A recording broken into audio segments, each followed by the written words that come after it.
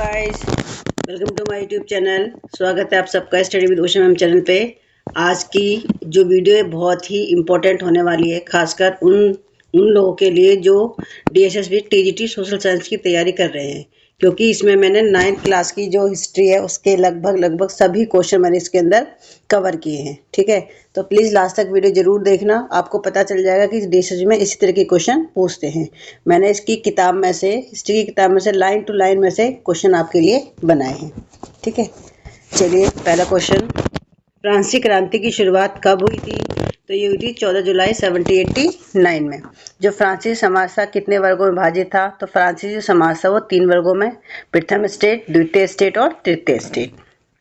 प्रथम स्टेट में कौन कौन शामिल थे? तो प्रथम स्टेट में पादरी वर्ग। देखो पैसा प्रथम और पैसा पादरी, आसानी से ये याद भी हो जाएगा। ठीक है, द्वितीय स्टेट में कौन कौन शामिल थे? तो दूसरे स्टेट में सिर्फ कुलीन वर्ग थे। ठीक है, यानी देखिए प्रथम वर्ग में भी एक वर्ग था और द्वितीय वर्ग में भी एक वर्ग था। ठीक है, और जो तीसरा स्टेट था उस तीसरे स्टेट में आपके बड़े व्यवसायी, व्यापारी, अदालती कर्मचारी, वकील, किसान और कारीगर, छोटे किसान, भूमिहीन मजदूर और नौकर शामिल थे। ठीक है, बास्तिल का किला किसकी निरंकुश शक्तियों का प्रतीक था? तो आंसर है सम्राट की निरंकुश शक्तियों का प्रतीक था।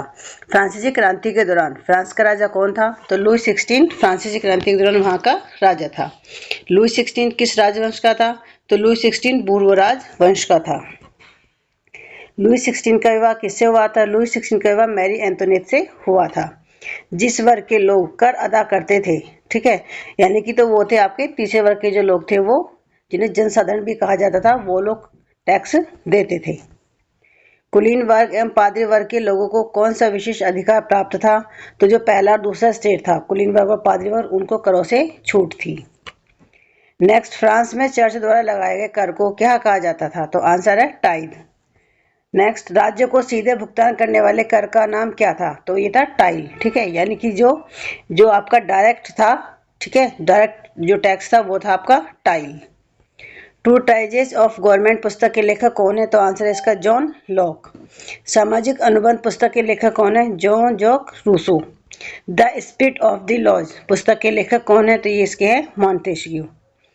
जॉन लॉक ने अपनी किस पुस्तक में राजा के देवी और निरंकुश अधिकारों के सिद्धांत का खंडन किया है? तो आंसर इसका टू ट्राइजेस ऑफ गवर्नमेंट। ठीक है, मॉन्टेस्क्यू ने अपनी किस पुस्तक में विधायिका, कार्यपालिका और न्यायपालिका के बीच सत्ता का विभाजन की बात की थी? तो the spirit of the laws. ठीक है, ये जो किताब थी ये मॉन्टेस्क्यू की, इसने ही इसमें यानी कि जो पावर है उसको 3 भागों में विभाजित करने की बात की थी। स्टेट जनरल यानी प्रतिनिधि सभा क्या थी? तो जो स्टेट जनरल थी ये राजनीतिक संस्था थी। फ्रांस में संवैधानिक राजतंत्र की नींव कब पड़ी? तो फ्रांस में ये पड़ी थी 1791 में। ठीक है, नेक्स्ट, लुई 16 ने नए करों के प्रस्ताव के अनुमोदन के लिए स्टेट जनरल की बैठक कब बुलाई थी? तो ये बुलाई थी 5 मई 1789। तीसरा स्टेट क्या है नामक एक प्रचार पुस्तक किसने लिखी थी? ये लिखी थी आबे सीए ने। तो पिछली बार जो डीएसएसबी का 2021 में जो पेपर हुआ था उसमें यही क्वेश्चन पूछा हुआ था कि असेंबली ने करों, कर्तव्य, बंधनों वाली सामंती व्यवस्था के उन्मूलन का आदेश कब पारित किया? तो आंसर है 4 अगस्त 1789। पुरुष एवं नागरिक अधिकार घोषणा पत्र का चित्र किसने बनाया? तो ये बनाया था ले बारहवीं ने। ये क्वेश्चन भी पूछा हुआ है डीएसएसबी में। ठीक है, अखबार लामी द पल्प जनता का मित्र में नेशनल असेंबली द्वारा तैयार किया गया संविधान पर टिप्पणी किसने की थी? तो ये की थी जॉन पॉल मरा। ठीक है, ये पत्रकार था, जो पॉल मरा था ये पत्रकार था।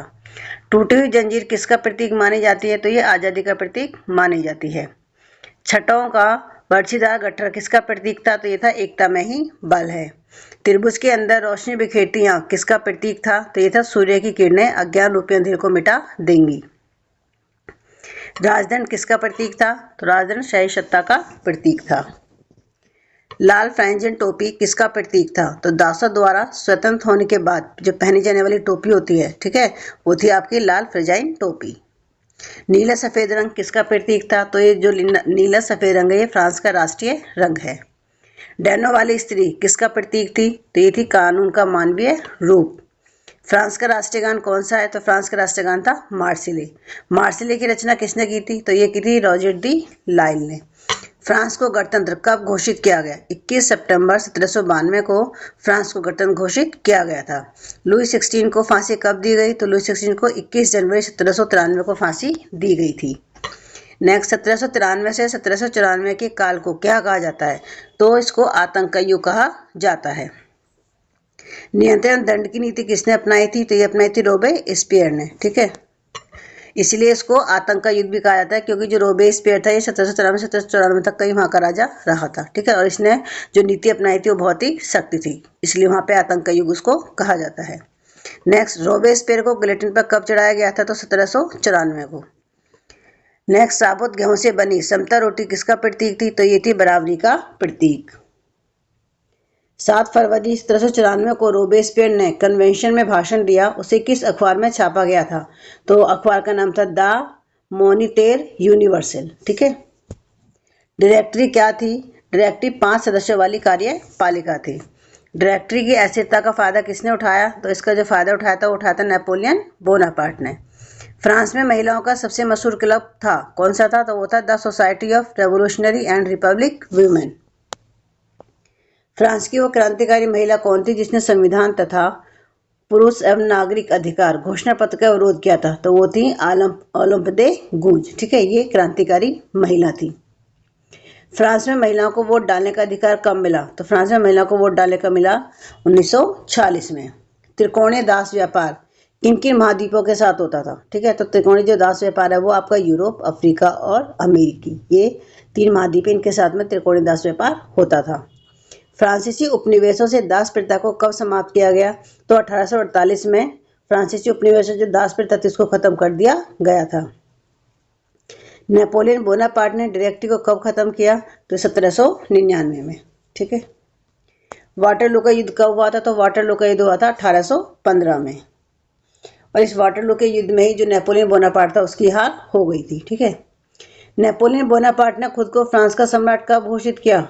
1804 में। औद्योगिक समाज पूंजीवादी समाज है, यह कथन किसका है? तो ये कथन है कार्ल मार्क्स का। ठीक है, साम्यवादी समाज ही भविष्य का समाज होगा, ऐसा किसका विचार था? तो ये विचार था कार्ल मार्क्स का।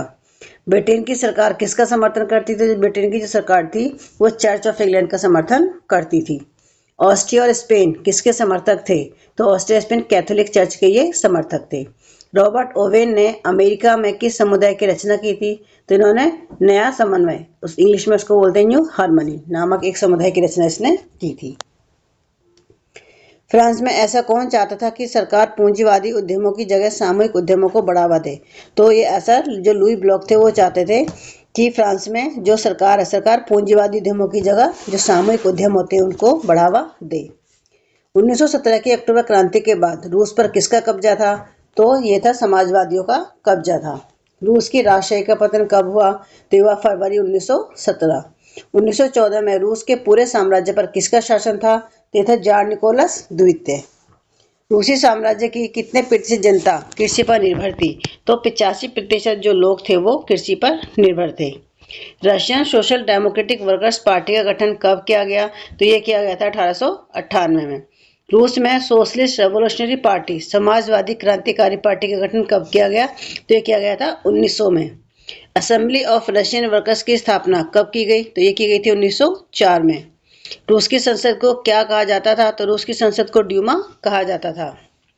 प्रथम विश्व युद्ध में केंद्रीय शक्तियों में कौन कौन से देश शामिल थे? तो आप जर्मनी, ऑस्ट्रिया और तुर्की। ठीक है, तो यानी कि सेंट्रल अलायंस होती है आपकी जर्मनी, ऑस्ट्रिया और तुर्की। प्रथम विश्व युद्ध में मित्र राष्ट्र में कौन कौन से देश शामिल थे? तो फ्रांस, ब्रिटेन और रूस, ये मित्र राष्ट्र, और बाद में इटली और रोमानिया भी इसमें शामिल हो गया था। रास्पुतिन कौन था? रास्पुतिन एक सन्यासी था। 2021 में भी क्वेश्चन डेसिस में पूछा हुआ था कि रास्पुतिन कौन था? रास्पुतिन एक सन्यासी था। ठीक है, शाही रूसी सेना को क्या कहा जाता था? तो शाही रूसी सेना को रूसी स्टीम रोलर कहा जाता था। सैनिक क्रांतिकारी समिति का गठन किसके नेतृत्व में किया गया था? तो लियोन ट्रोट्स्की के नेतृत्व में जो सैनिक क्रांतिकारी संगठन था उसका गठन किया गया था। रूस में गुप्तचर पुलिस को क्या कहा जाता था? पहले उसको चेका कहा जाता था और बाद में उसको ओजीपीयू तथा एनके बीड़ा। ठीक है, ये जो रूस की गुप्तचर पुलिस थी उसका नाम है। रूस में संपन्न किसानों को क्या कहा जाता था? तो रूस में संपन्न किसानों को कुलक कहा जाता था। रूस में सामूहिक खेतों को क्या कहा जाता था? रूस में सामूहिक खेतों को कोलखोज कहा जाता था। Russian revolution, Lenin, his life and his thought, the red revolution in ठीक है, ये 3 किताबें हैं। इन तीनों किताबों के जो लेखक है वो है आर.एस. अवस्थी। इनमें से जो एक किताब थी Lenin his life and his thought, इसको पिछले बार 2021 में जो एसएसटी का पेपर हुआ था उसमें इसको पूछा हुआ था। ठीक है, तो मैंने 3 किताब थी, तीनों किताबों के नाम लिख दिए और इन तीनों किताबों के जो लेखक है वो है RS. Awasthi. The rebirth of Russia, the Soviet state of Russia, ये 2 किताबें हैं। ठीक है, इन 2 पुस्तक के जो लेखक है वो है एस.डी. विद्या अलंकार। बुदियोनोटका क्या थी? तो ये सोवियत टोपी थी। बोल्शेविक पार्टी का नाम बदलकर क्या रखा गया? तो बोल्शेविक पार्टी का नाम बदलकर रूसी कम्युनिस्ट पार्टी रखा गया। हिटलर ने अपने किस मंत्री के साथ बर्लिन के एक बंकर में आत्महत्या की थी? तो उस मंत्री का नाम, वो थे उनके प्रचार मंत्री, उसका नाम था ग्योबल्स। ठीक है। अमेरिका प्रथम विश्व युद्ध में कब शामिल हुआ? तो ये हुआ था 1917 में। नवंबर के अपराधी कहकर किसका मजाक उड़ाया जाता था? तो नवंबर के अपराधी समाजवादी, कैथोलिक और जो डेमोक्रेट्स के जो लोग थे, इनको नवंबर के अपराधी कहकर बुलाया जाता था। हिटलर का जन्म कब तथा कहाँ हुआ था? तो हिटलर का जन्म 1889 में ऑस्ट्रिया में हुआ था। हिटलर को जर्मनी का चांसलर कब बनाया गया? तो 30 जनवरी 1933 को हिटलर को जर्मनी का चांसलर बनाया गया था।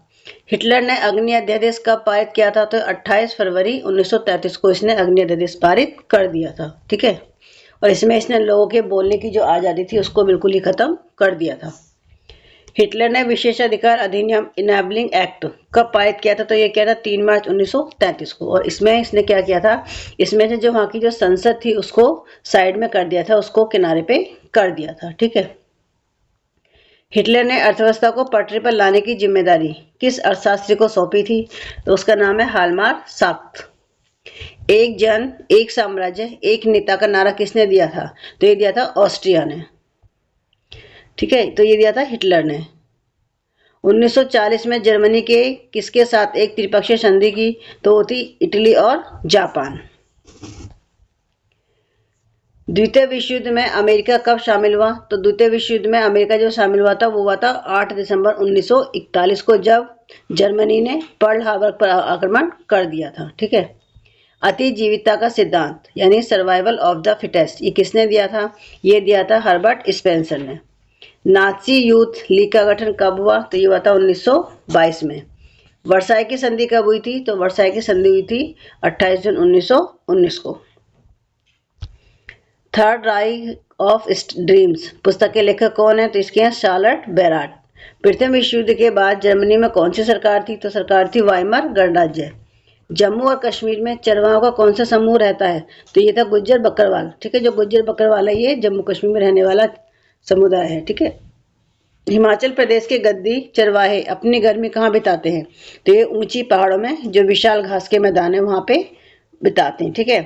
बुग्याल क्या है? ऊंचे पहाड़ों में विशाल घास के जो मैदान है उसको हम क्या बोलते हैं?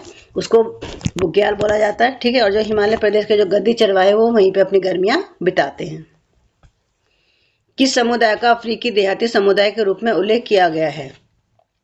तो बेडुइन, मसाई और बेरबर। ठीक है, ये अफ्रीका के देहाती चरवाहे समुदाय हैं। मसाई पशुपालकों को किस मुख्य समस्या का सामना करना पड़ा है? तो चारागाह भूमि का नुकसान। जो मसाई पालक वो है पशुपालक, उनको इसका सामना करना पड़ा है। अफ्रीकी पशुपालकों के लिए आय का प्रथम साधन क्या है? तो पशु उत्पाद बेचना। ठीक है। पश्चिमी राजस्थान में उस स्थान का नाम बताइए जहां ऊंट के मेले का आयोजन किया जाता है। तो वह है आपका Pushkar. The Nazis a warning from history पुस्तक के लेखक कौन है? तो आंसर है लॉरेंस रीस। भारत का पहला वन महानिदेशक किसे नियुक्त किया गया था? तो उसका नाम है डायस्चिट बैंडिस। भारतीय वन सेवा की स्थापना कब तथा किसने की थी? तो ये की थी 1864 में डायस्टिस बैंडिस ने। ठीक है, और ये देहरादून में की थी। इंपीरियल फॉरेस्ट रिसर्च इंस्टीट्यूट की स्थापना कब तथा कहाँ की गई? तो ये 1906 देहरादून में की गई थी। दक्षिण पूर्व एशिया में झूम कृषि को क्या कहा जाता है? तो उसको लादिंग कहा जाता है। मध्य अमेरिका में झूम कृषि को क्या कहा जाता है? मिल्पा। ठीक है, मैं से मध्य और मैं से मिल्पा। राजस्थान के रेगिस्तानों में कौन सा चरवाहा समुदाय रहता है? तो राई का। रैसे राजस्थान और रैसे राई का। ठीक है। हिटलर ने सबसे पहले सत्य हत्यानी की घोषणा योजना कब बनाई?